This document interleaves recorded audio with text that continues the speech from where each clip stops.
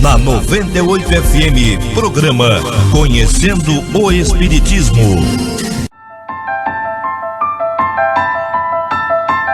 De todos os desvios da vida humana, o suicídio é talvez o maior deles pela sua característica de falso heroísmo, de negação absoluta da lei do amor e de suprema rebeldia à vontade de Deus, cuja justiça nunca se faz sentir junto dos homens sem a luz da misericórdia. Emmanuel, o Consolador, psicografia de Francisco Xavier. Uma campanha, Grupo Espírita A Caminho da Luz, Biguaçu, Santa Catarina. www.radiofraternidade.com.br. Programa Espírita Conhecendo o Espiritismo e Programa Espírita Luz e Fraternidade.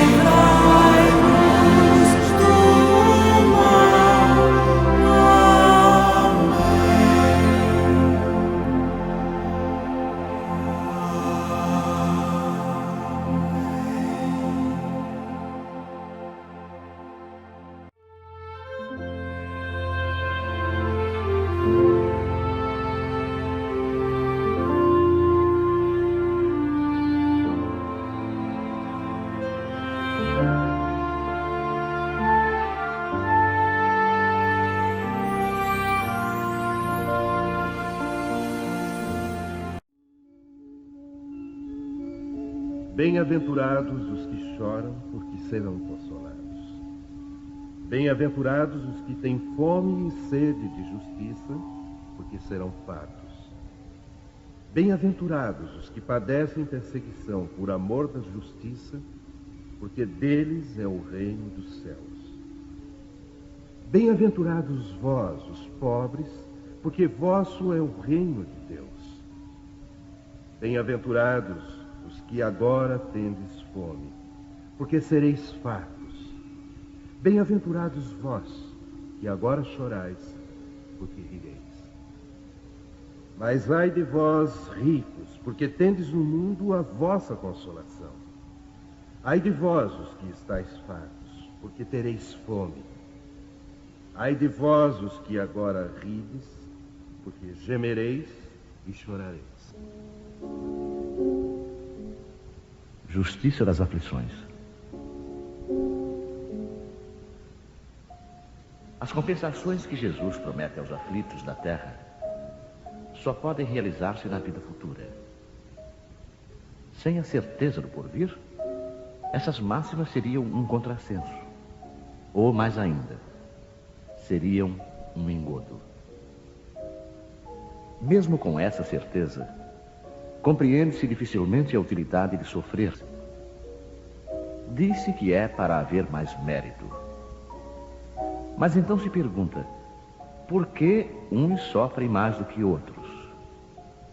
Por que uns nascem na miséria e outros na opulência, sem nada terem feito para justificar essa posição? Por que para uns nada dá certo, enquanto para outros tudo parece sorrir? Mas o que ainda menos se compreende é ver os bens e os males tão desigualmente distribuídos entre o vício e a virtude. Ver homens virtuosos sofrerem ao lado de malvados que prosperam. A fé no futuro pode consolar e proporcionar paciência, mas não explica essas anomalias que parecem desmentir a justiça de Deus. Entretanto, desde que se admite a existência de Deus, não é possível concebê-lo sem suas perfeições infinitas. Ele deve ser todo-poderoso, todo justiça, todo bondade, pois sem isso não seria Deus. E se Deus é soberanamente justo e bom, não pode agir por capricho ou com parcialidade. As vicissitudes da vida têm, pois, uma causa. E como Deus é justo, essa causa deve ser justa. Eis do que todos devem compenetrar-se. Deus encaminhou os homens na compreensão dessa causa pelos ensinos de Jesus e hoje, considerando-os suficientemente maduros para compreendê-la, revela-a por completo através do Espiritismo, ou seja, pela voz dos Espíritos.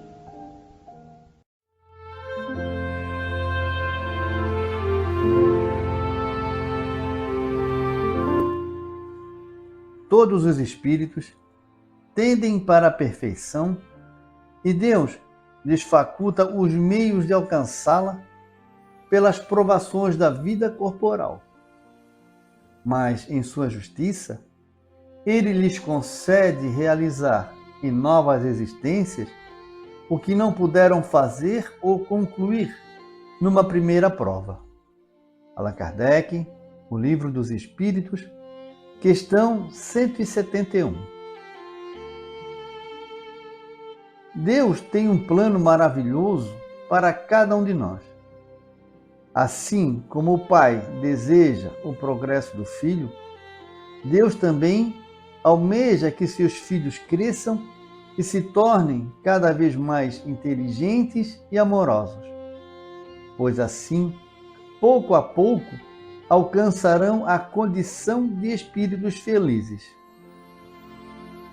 Quanto mais o espírito progride, mais felicidade ele desfruta, porque sua maturidade já lhe permite agir com mais acerto, colhendo resultados mais positivos.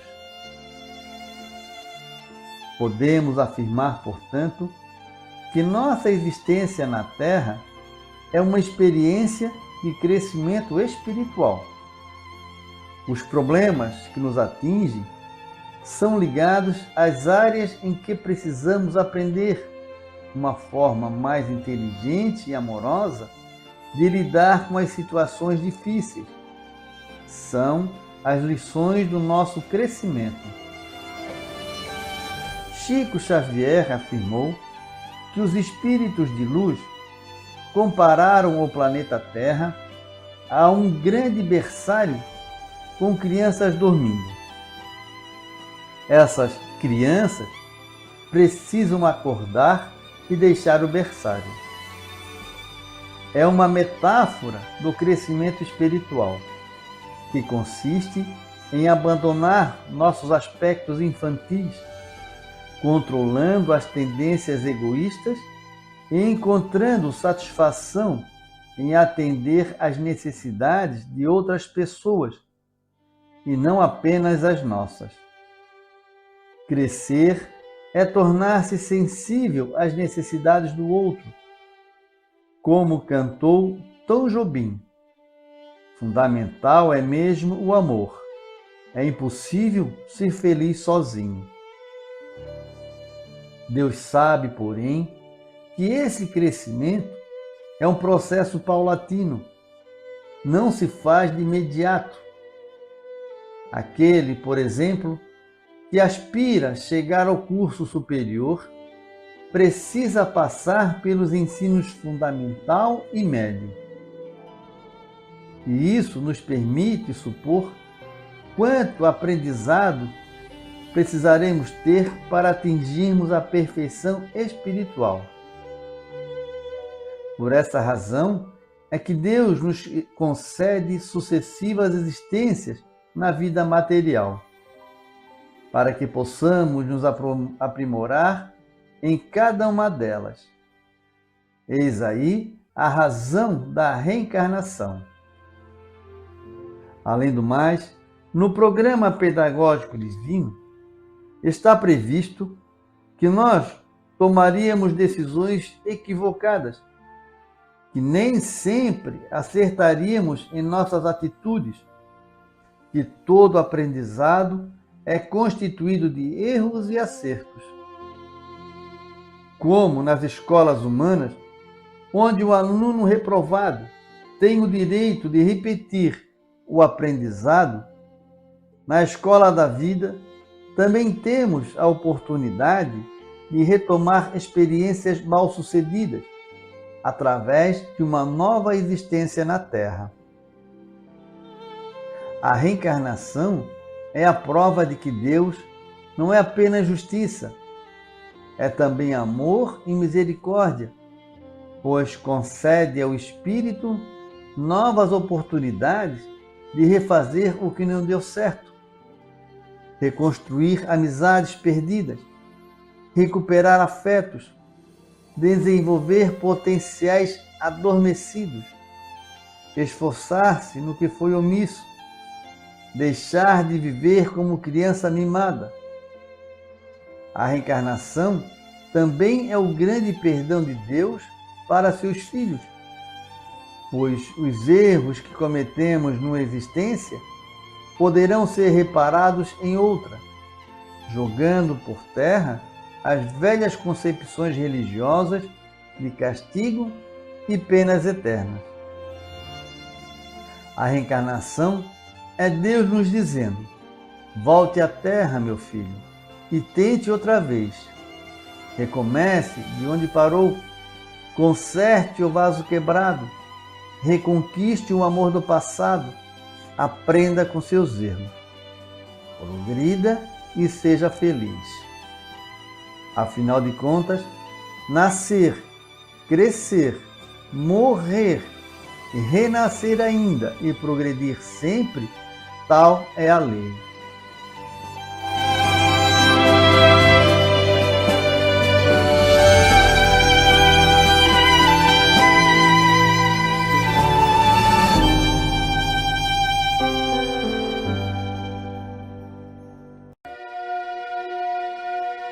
Não te entregues.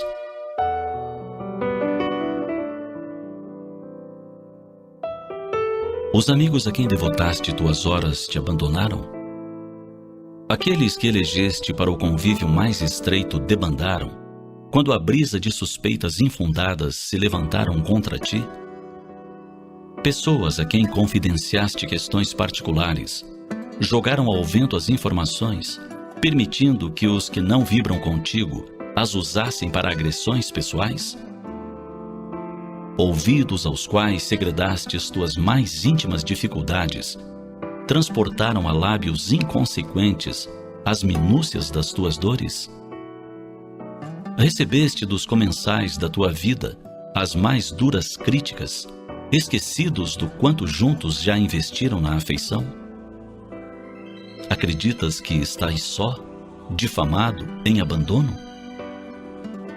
Não te permitas a hora da invigilância e não te aconchegues nos braços da tristeza. Não concedas forças ao mal que te deseja fraco e dominado. pensa que a borrasca que te alcança tem por escopo maior testar as tuas resistências morais. Lembra que é nos combates mais difíceis que se forjam os líderes e se formam os heróis. Foi na solidão dos meses de prisão que a adolescente Joana d'Arc teceu os fios da coragem que lhe permitiram enfrentar o julgamento arbitrário e a condenação injusta. Tenha em mente que todas as más circunstâncias que te envolvem te permitem avaliar com absoluta precisão os verdadeiros amigos. Aqueles que, mesmo cometas erros, prosseguirão contigo. Não para os aplausos da sandice, mas para colaborar no soerguimento moral de que necessitas. Permanecerão contigo, mesmo que a fortuna te abandone os cofres e os louros do mundo se transportem a outras cabeças. Lembra aos demais que, embora o mundo não te faça justiça, o celeste amigo sabe das tuas intenções, dos teus acertos e das tentativas de ajustes. E olha por ti todos os dias, mesmo naqueles que se apresentem com as nuvens carregadas ou os ares anunciem tormentas e furacões. O celeste amigo confia na tua força e investe na tua vitória. Recorda-o e evoca-o nas tuas horas mais amargas. Tudo é passageiro no mundo, e os panoramas se modificam em minutos e até mesmo segundos. O que agora é, poderá deixar de ser logo mais. Quem agora comanda poderá ser substituído de imediato. Quem pensa estar de pé pode se descobrir tombado ao solo. Não esqueças que o celeste amigo está vigilante e providencia atento o de que careces. Pode ser uma lição a mais, um apoio, uma trégua. Pensa nisso e não permitas que os raios das estrelas que brilham em teus olhos sejam empanados pelas chuvas torrenciais da tua amargura incontida.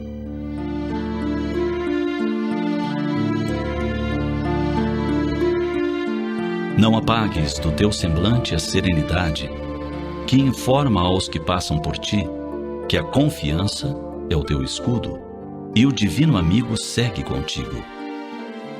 Não concedas vitória aos maus, aqueles que te desejam subjugado e vencido. Nasceste para crescer, renasceste neste mundo para vencer, sempre. Serve-te da prece, revigora-te na leitura dos ditos do Senhor e segue em frente, hoje, amanhã e depois, sempre.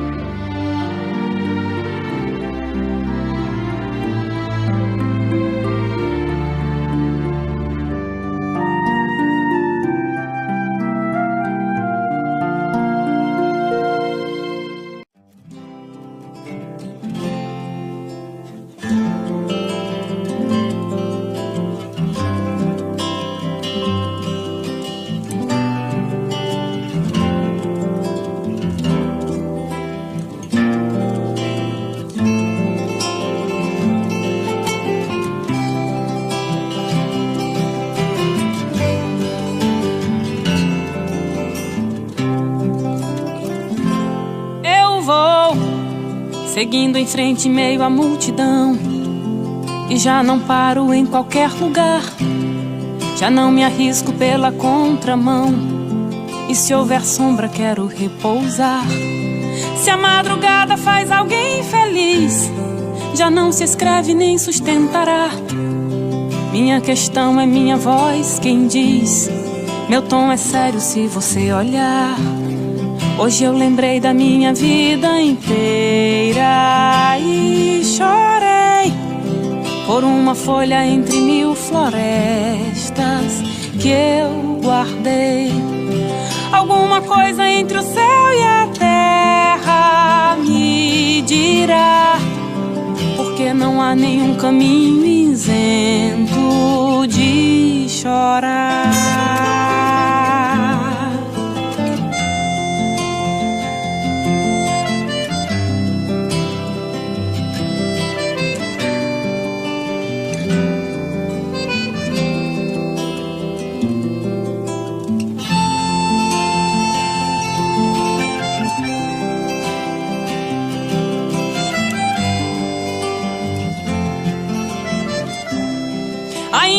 assim as flores vão nascer, cavalo e vento hão de combinar, andar nos campos sendo primavera, cavalgar. Ainda assim poderá ser de sol a natureza da minha canção, pois só o tempo sabe o que resiste um coração.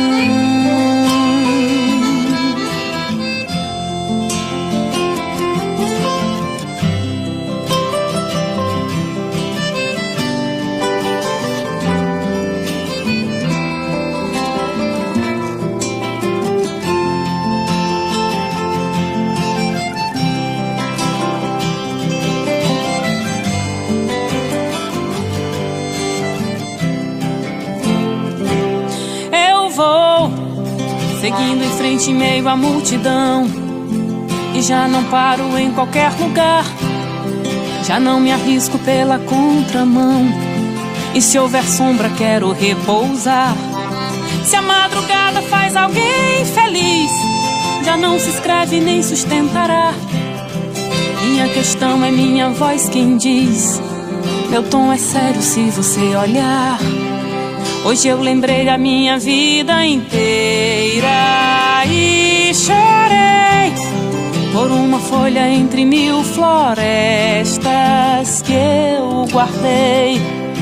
Alguma coisa entre o céu e a terra me dirá, porque não há nenhum caminho isento de chorar.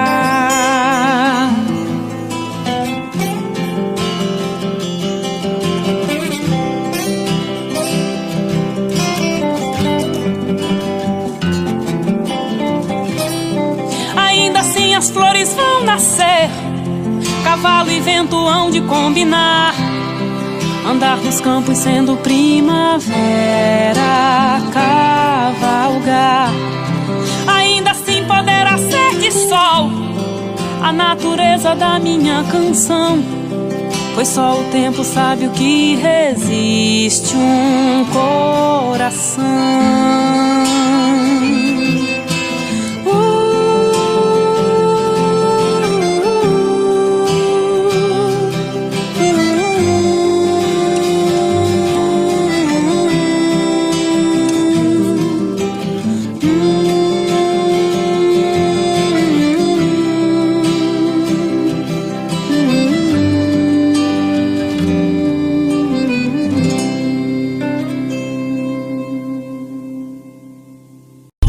Na 98 FM, programa Conhecendo o Espiritismo.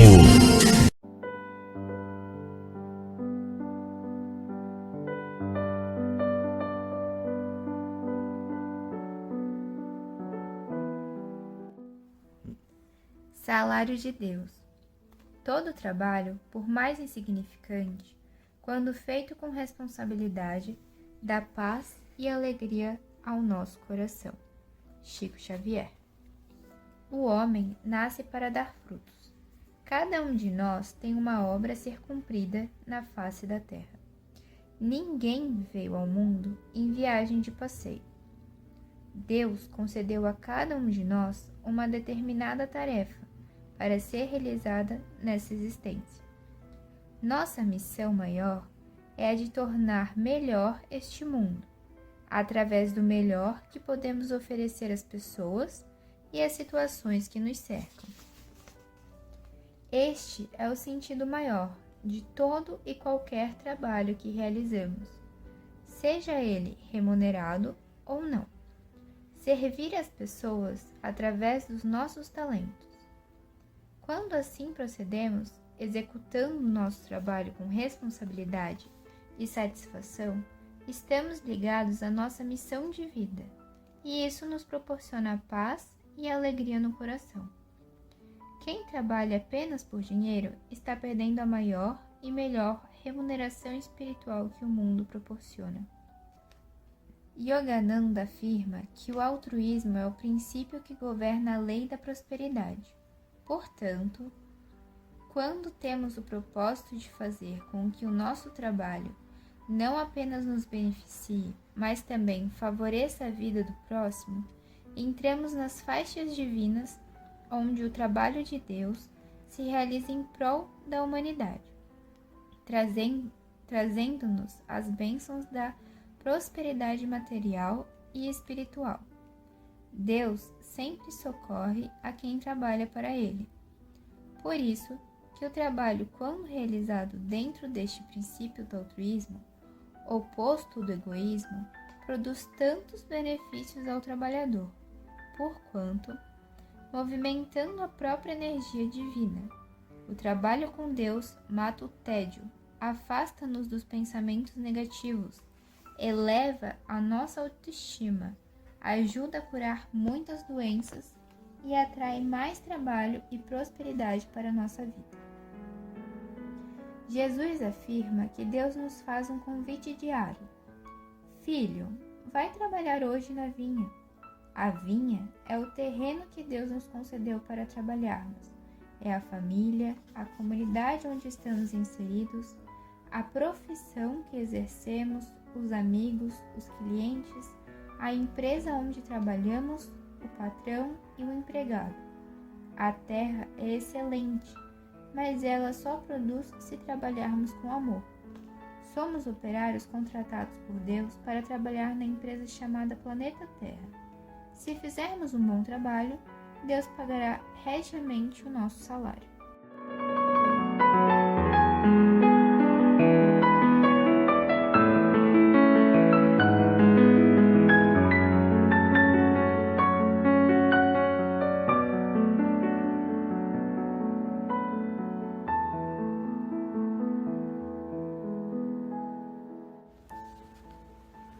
Aceita as dificuldades com paciência, procurando guardar contigo as lições de que se façam portadoras. Nada acontece por acaso, e, embora te pareça o contrário, até mesmo o mal permanece a serviço do bem. André Luiz. Não há caminhos na vida sem obstáculos. O planeta Terra é nossa escola de desenvolvimento espiritual. E, em toda escola, existem lições que precisamos assimilar e testes de verificação do nosso aprendizado. Quem foge da escola não aproveita os benefícios de progresso e melhoria que o estudo assimilado proporciona ao aluno aplicado. O desânimo e a revolta impedem que a criatura retire do lodo das dificuldades os lírios do seu progresso material e espiritual. A aceitação dos nossos problemas representa a primeira etapa da solução que haveremos de encontrar, caso não fiquemos prisioneiros da apatia ou da rebeldia. A aceitação é a chave que nos liberta dessa prisão. Rubem Alves faz uma analogia interessante com o milho e a pipoca. Ele diz que o milho de pipoca que não passa pelo fogo continua a ser milho para sempre. O fogo é quando a vida nos lança numa situação que nunca imaginamos. A dificuldade, a perda, a doença, a morte de um ente querido e tantas outras situações dolorosas. Mas, sem o fogo, o milho não vira pipoca. Fica sem a possibilidade da grande transformação e a vida fica naquela mesmice. Rejeitar o fogo é perder a oportunidade das grandes transformações em nossa vida. Será que a gente quer viver como milho cru? Ou se transformar em pipoca macia, que nutre e traz alegria às pessoas? Nesse processo do fogo das transformações, precisamos observar quais são as lições que as dificuldades do momento estão nos trazendo. A vida é uma sala de aula e os obstáculos são os professores do nosso aprimoramento. Invariavelmente, cada problema traz em si uma mensagem de renovação. A doença traz em si a lição da valorização da saúde. A própria morte é a eficiente professora que nos dá os melhores conselhos de como aproveitar a vida com sabedoria. A decepção é a mestra que nos ensina a discernir o certo do errado. O parente difícil é o professor rígido que nos ensina antigas lições de amor e paciência que, até o momento, não fomos capazes de assimilar com eficiência. Os obstáculos sucessivos nos induzem ao aprendizado da perseverança, sem a qual nenhuma vitória se estabelece. Estou certo de que a vida é uma grande sala de aula. Cada problema, um mestre. Por isso, uma pergunta é fundamental para sermos aprovados na escola da vida. Que pessoa eu preciso me tornar para equacionar esse problema? É nessa pessoa que a vida quer me transformar.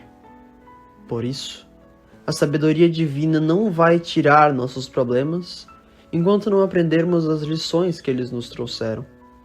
Na verdade, essas lições são presentes disfarçados, porque, para equacioná-las, acabaremos nos tornando pessoas mais fortes, habilidosas, capazes, maduras e, portanto, em melhores condições de progredir para conquistas ainda maiores. Sejamos um bom aluno na escola da vida. Nada de fugir das aulas, fazer greve ou campanha para afastar o professor. Com paciência, determinação e entendimento de que a chegada de todo e qualquer problema é a hora de promoção, vamos retirando as pedras do nosso caminho e nos surpreendendo com o fato de que, bem debaixo delas, há muitos tesouros escondidos. Isso tem nome de vitória.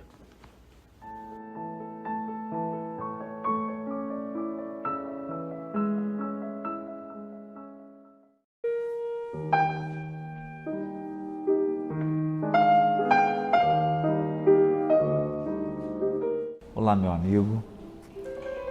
Eu sei que talvez você esteja aí do outro lado dessa tela, olhando para mim, me ouvindo e passando uma situação muito difícil, extremamente traumática, algum problema que você considera insolúvel, insuperável. E talvez, acreditando que você é o único, ou acreditando que você não tem força, e que você está desamparado, esteja passando pela sua cabeça abandonar a vida. Sair da luta pela porta do suicídio. Eu só gostaria de te dizer duas coisas. A primeira delas, você não vai morrer. Você pode destruir seu corpo, mas não sua vida. Você vai continuar vivo. Isso significa um estímulo para que você fique. Fique. Porque o que tem que passar não é a vida que você está levando, é o problema que você está vivendo. E ele vai passar. Ele vai passar. Segundo, você não está sozinho. Nós estamos numa jornada, você e eu. O problema que você está vivendo, eu posso estar vivendo também, ou eu posso já ter vivido. É por isso que a gente caminha junto. Então tem milhares de pessoas vivendo o mesmo problema que você está vivendo. Você já pensou em olhar para o lado? Porque talvez você esteja olhando só para você. Já pensou em olhar para o lado? Nós estamos juntos. Essa não é uma caminhada individual. Essa é uma peregrinação, amigo, coletiva. Nós estamos todos no mesmo barco. Então, olha para o lado. Ouça. Procure ajuda. Procura ouvir alguém. Depois de ouvir alguém que já passou pelo problema que você está passando, você vai ver a força que você vai ter. Você vai ver o poder da solidariedade, o poder de ter um coração ao lado do seu. Então abre os olhos, pensa nisso, não abandona a caminhada. Tem certas coisas que a gente aceita e segue adiante. tem outras que a gente muda. Eu não sei do seu problema. Não sei se ele pode ser mudado ou se você simplesmente tem que aceitar. Mas uma coisa eu sei. Você pode erguer a cabeça, você pode olhar para o lado, você pode dar a mão para a gente, para mim, para todos que estão ao seu lado e continuar vivendo. Porque nós vamos chegar lá. Muito obrigado.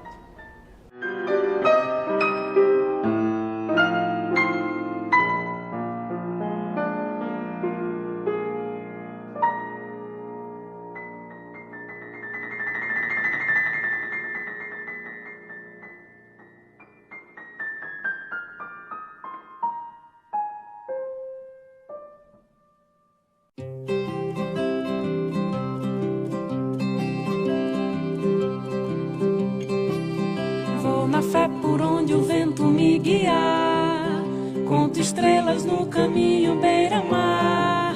Quero um rastro de esperança onde a for, saberei bem mais sobre a lei do amor. Ver a chuva e outras coisas por florir, passarinho, passarada por aí. As razões tão infinitas pra cantar caberão em mim, se eu souber guardar. Sempre há no horizonte um renascer, tanta vida, tanto céu a percorrer. Nada vale tanto quanto apenas ser, respirar e viver. A riqueza tão maior é paz, tanta coisa pra mim tanto faz. Já chorei, mas aprendi a sorrir bem mais.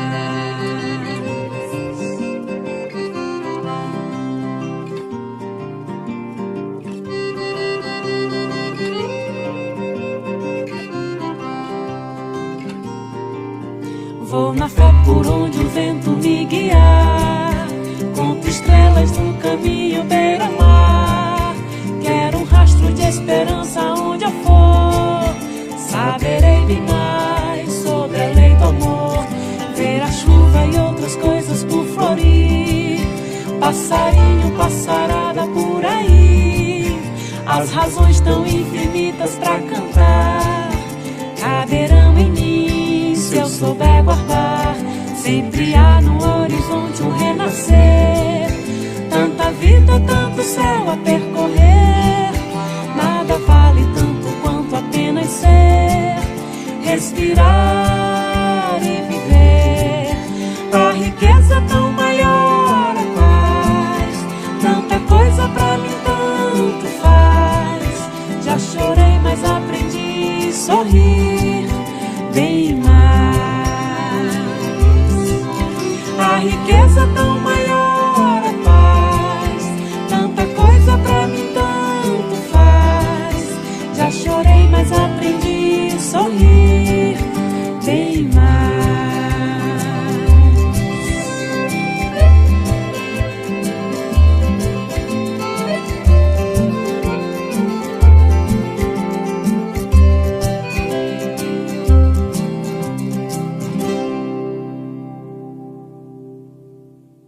A caridade é um exercício espiritual. Quem pratica o bem, coloca em movimento as forças da alma. Quando os espíritos nos recomendam com insistência a prática da caridade, eles estão nos orientando no sentido de nossa própria evolução. Crê em ti mesmo. Age e verá os resultados. Quando te esforças, a vida também se esforça para te ajudar. Quanto mais te convences de que podes ser feliz, de que tens em ti os atributos da paz, ação, resistência e amor, mais as facilidades chegam a ti. No entanto, se preferes viver em lamentações, na recusa à prática do bem ou no cultivo de vícios, ergues desnecessariamente barreiras a ti mesmo. Tudo tem seu apogeu e seu declínio. É natural que seja assim. Todavia, quando tu parece convergir para o que supomos o nada, eis que a vida ressurge, triunfante e bela. Novas folhas, novas flores, na infinita bênção do recomeço. Chico Xavier. Campanha contra o suicídio. Divulgação do Grupo Espírita A Caminho da Luz de Biguaçu, Santa Catarina. Programa Luz e Fraternidade e Conhecendo o Espiritismo e Web Rádio Fraternidade. Valorize a vida, aprenda a viver feliz.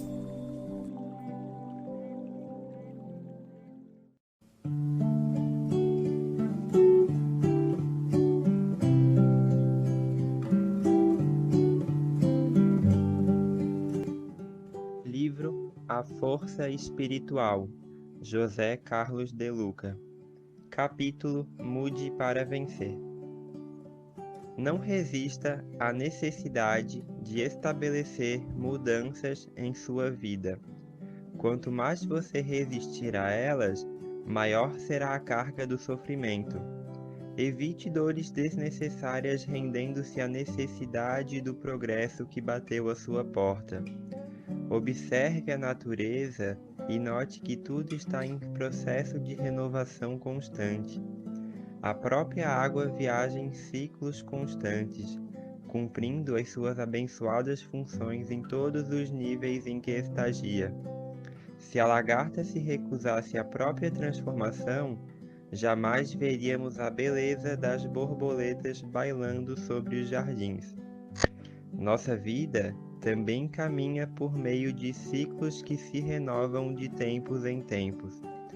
É a maneira pela qual a sabedoria divina promove a nossa evolução.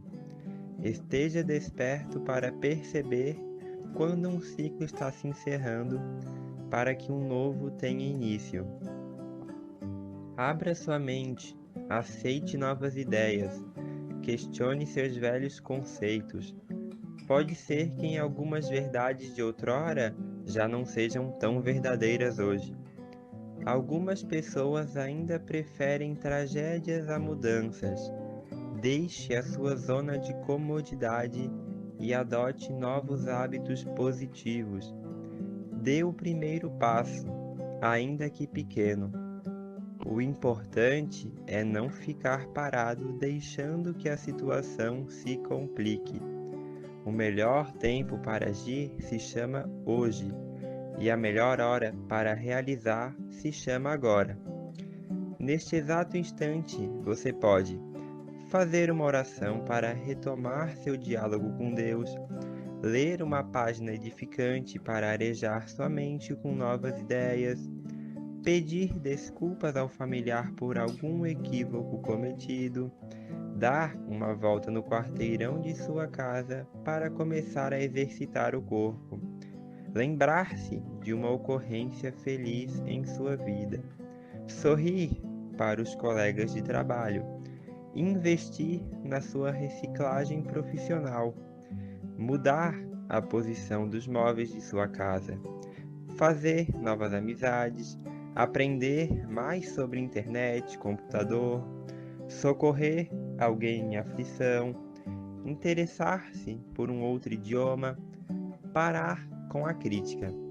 Enfim, não espere que o sofrimento seja o oficial de justiça a lhe trazer a intimação compulsória das mudanças que você deixou para mais tarde.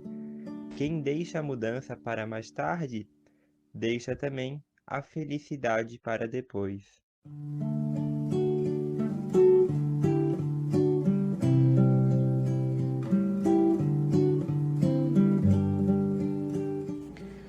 Coma do meu pão. Eu sou o pão da vida.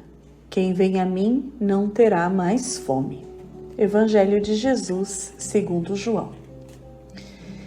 Vejam com que beleza e profundidade Jesus nos ajuda a compreender a sua missão entre nós. Ele utilizou o símbolo do pão para que tivéssemos uma ideia mais exata de como devemos entendê-lo. Jesus, bem que poderia ter escolhido símbolos nobres, sofisticados e poderosos, afinal, É o espírito mais evoluído que já esteve entre nós. Mas não, ele se compara a um alimento simples, nutritivo e acessível a todos. Alimento que está no mundo há cerca de 6.000 anos e presente em todos os povos e culturas. Podemos dizer, assim, que o pão é também um alimento universal. E que intenção teve Jesus ao se comparar ao pão? Que mensagem ele desejou transmitir a cada um de nós? Pão é alimento, mas ao se comparar ao pão, Jesus está falando do alimento espiritual que sua mensagem encerra. Um alimento que, segundo ele, irá saciar nossa fome, não a fome do corpo, mas a fome espiritual, que tanto nos atormenta e que tem sido responsável por muitos problemas em nossa vida. De que nosso espírito tem fome? Basicamente, nós temos fome de Deus, temos a necessidade de sentir que pertencemos a Deus, que estamos ligados à fonte que nos criou. Nesse aspecto, Jesus mata a nossa fome porque nos apresentou um Deus que é Pai, diferente do Antigo Testamento, em que a ideia de Deus é a de um juiz rigoroso, o que nos dificulta ter uma relação amistosa com alguém que, a todo momento, pode nos julgar e condenar severamente. Isso pode explicar, ao menos em parte, o motivo pelo qual há tanta gente afastada de Deus nos dias atuais. Não é fácil estabelecer uma relação afetiva com quem nos julga antes de nos compreender, com quem nos castiga antes de nos ensinar a refazer o caminho.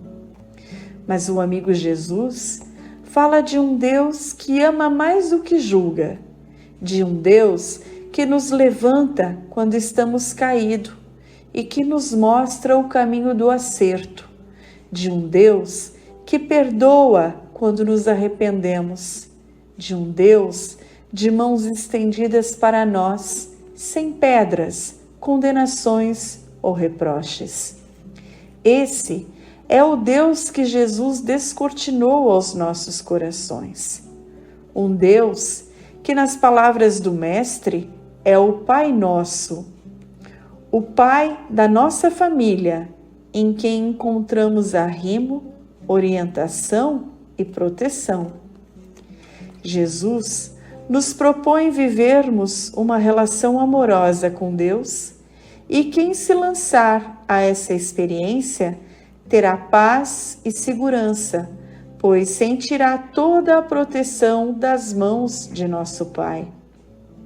Muitos, porém, sentem-se indignados, ou melhor, indignos desse amor, e vivem como se fossem filhos abandonados pelo Pai, pois em seus corações ainda predomina a ideia de um Deus severo e impiedoso, que nos jogará no fogo eterno da desgraça.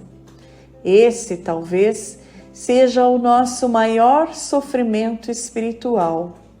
Vivermos afastados de Deus, não porque Ele está distante, mas porque não enxergamos que Ele está tão perto e cheio de ternura por nós. Deus precisava resolver esse problema de relacionamento conosco. Jesus seria a nova revelação divina, unindo a criatura ao Criador pelos laços do amor. E Jesus se tornou a face amorosa de Deus na terra.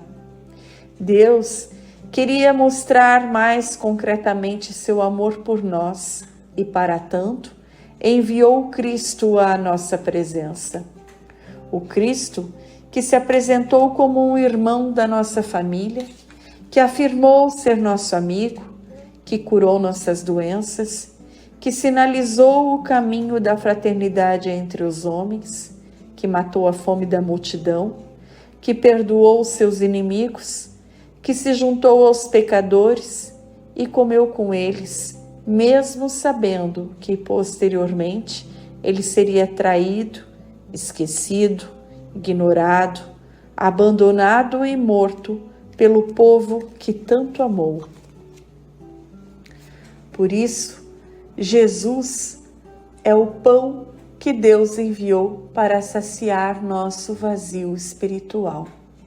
Por meio do Cristo, temos uma via mais humana para chegarmos ao Pai, uma via em que o pecado não é maior do que a criatura que se equivoca. Mais importante do que condenar o homem ao fogo do inferno por seus desvios, é estender-lhe a mão amiga para que ele se erga de suas quedas e encontre o caminho do céu. Jesus é o pão da esperança, porque nos estimula a crescer nos fracassos, a ter coragem nas tempestades, a ter amor nas adversidades. Jesus é o pão que precisa ser digerido. Só assim ele se torna alimento em nossa vida. O valor nutritivo do pão só se obtém quando ele é levado à boca, mastigado, engolido e posteriormente digerido internamente. Da mesma forma, precisamos levar as palavras de Jesus à nossa alma desnutrida, senti-las dentro de nós, perceber-lhes o sabor agradável e absorver-lhes os nutrientes indispensáveis ao nosso crescimento espiritual. Em linhas gerais, precisamos ler, meditar e fixar os ensinamentos de Jesus em nós. Só assim, o pão que desce do céu não ficará embolorado em nossa mesa enquanto estamos morrendo de fome. Na última ceia com seus amigos, Jesus tomou um pão e, tendo-o abençoado, partiu e distribuiu aos seus discípulos e disse: Tomai e comei, isso é o meu corpo. Jesus está novamente entre nós, fazendo a ceia em nossa casa. Ele, mais uma vez, toma o pão, abençoa-o e reparte-o, oferecendo-o a nós com suas palavras. Meu bom amigo, coma deste pão abençoado. Sei que você está com fome de paz e esperança. Saiba que fui eu quem preparou este pão e enquanto lidava com a massa, eu pensava em você. Pensava nas suas necessidades, nas suas lutas, na sua fome. Eu lhe dou mais do que comida para o corpo. Eu lhe trago alimento para a sua alma cansada. Alimente-se das minhas palavras para você se fortalecer. Eu não devo livrá-lo de suas lutas e desafios, pois eu também não fui poupado do sacrifício necessário para a realização da minha missão na terra, missão esta que, sem o testemunho da cruz, não teria sido levada a tão longe e por tanto tempo. Sem o holocausto da cruz, eu seria apenas uma figura histórica e certamente já teria sido há muito tempo esquecido pelos homens. Assim como eu, você também tem a sua missão na terra, que é a de crescer em espírito, amar e ser feliz, e para tanto, haverá de enfrentar adversidades próprias de um mundo em que os homens ainda vivem machucando uns aos outros. Mas essa luta vale a pena, como valeu a minha, pois o nosso testemunho vale mais do que 1000 livros. Um gesto de amor fala mais do que todas as poesias que já foram escritas no mundo. Coma, portanto, deste meu pão, bom amigo. Da mesma forma que nunca me faltou o amparo do Pai, também não lhe faltará a minha assistência pessoal, o meu olhar cuidadoso, o meu amor sempre crescente por você. Feche os olhos e visualize que está comendo o pão abençoado que lhe dei. Sinta o gosto da massa, mastigue e absorva todo o amor que vem do meu coração. Agora você está fortalecido na minha amizade.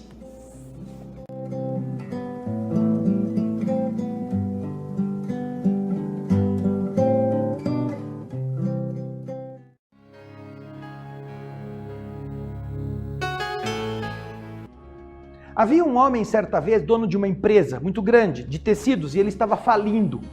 Estava às portas da falência e com a vergonha de não ser um bem-sucedido empresário. Ele que tinha um estoque muito grande de tecidos e não tinha para quem vender, deu um tiro na cabeça. Deixou 4 filhos. E do outro lado da vida, estava passando muito mal, sofrendo muito. E alguns anos depois, espíritos o levaram para ver o que tinha acontecido. Ele encontrou seus filhos, ele achava que ia encontrá-los tristes, na miséria, estavam todos ricos, milionários. E ele então ficou surpreso, mas o que aconteceu? Estava falido. E então o espírito lhe disse: lembra que você se matou porque tinha um grande estoque de roupa que ninguém comprava, de tecido? 4 dias depois que você se matou, estourou a guerra mundial. E então ninguém tinha o tecido para fazer fardamento, só a sua empresa. E foi isto que explodiu o custo de tudo aquilo que era o seu estoque. E seus filhos, na sua ausência, venderam e fizeram uma fortuna. Por 4 dias. Você sofreu 30 anos na condição de suicida, quando poderia ter esperado 4 dias e aguentado para ser feliz plenamente. Pense nisso, nunca desista, nunca reclame. E se reclamar, não faça isso de maneira negativa a perder forças. Não se conhece nenhum caso em que a depressão ou a tristeza tenha curado uma doença. Mas conhecem-se inúmeros casos em que o otimismo e a alegria salvaram a própria pessoa da morte, para espanto dos médicos. É assim que você deve encarar qualquer desafio. Nunca desista, porque você é filho de Deus. E Deus quer ver você vitorioso. Aguente, aprenda e espere com fé em você e no Pai. E você nunca vai se arrepender. Esta é a mensagem de hoje. Muita paz.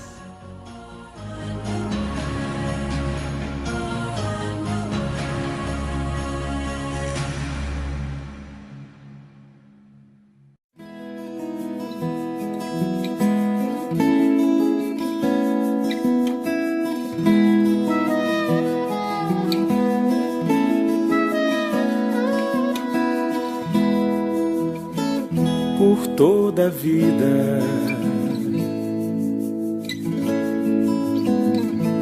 você procurou por mim, mas eu estive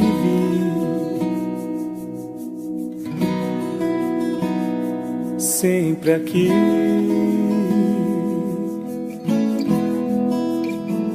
Estava tão perto, claro como a luz do sol, ao céu aberto. Mesmo assim você não viu. Eu sou o farol pra quem se perdeu no alto mar. Sou na noite o clarão, sou teu chão.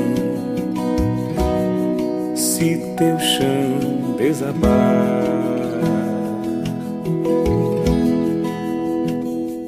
a qualquer dia, esperar, você vai saber onde me encontrar, pois estou em você e sempre vou estar.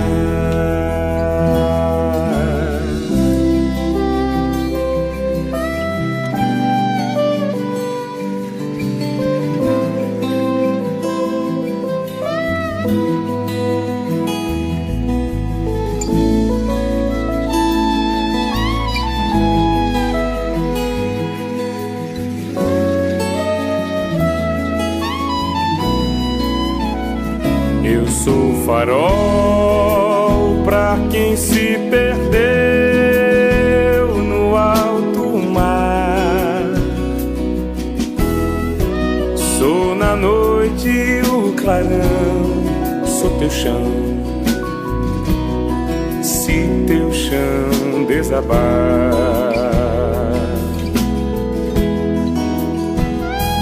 a qualquer dia, sem esperar, você vai saber onde me encontrar, pois estou em você e sempre vou estar.